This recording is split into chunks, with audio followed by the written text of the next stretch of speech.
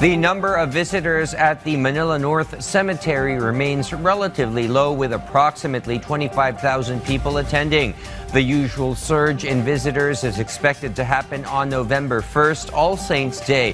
Heavy rain earlier today also contributed to the smaller turnout. Despite this, authorities are on alert, ensuring security and order for the upcoming days. Harley Valbuena tells us more. As of today, October 30, people who visit the graves of their gone loved ones in Manila North Cemetery were still not that much. The sudden rains earlier also became a factor on this. According to the cemetery's management, their visitors reached around 25,000 today. This is far from the millions recorded during All Saints' Day on November 1. Monina is among those who visited the Manila North Cemetery early to avoid the influx of visitors in the next days. Kasi mas crowded ang Auno eh. Kasi dati kami, buhay pa yung mister ko, mga magulang niya naman dinadalaw namin. Pero mas crowded kasi Auno. Mahirap makipagsiksikan.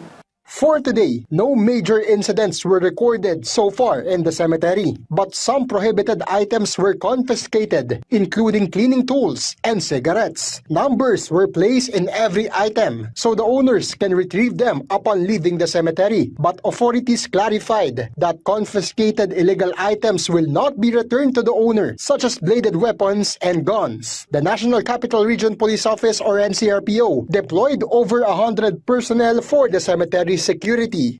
Sa Manila North po ay meron po tayong na-deploy na 144 na nakatalaga po sa 6 po na police assistance desk natin.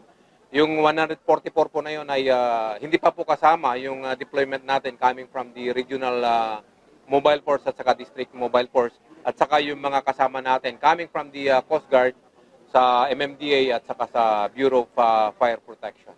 Manila Mayor Isko Moreno also inspected the Manila North Cemetery earlier today to assess the situation. Harley Valbuena from the National TV Network for a new and better Philippines.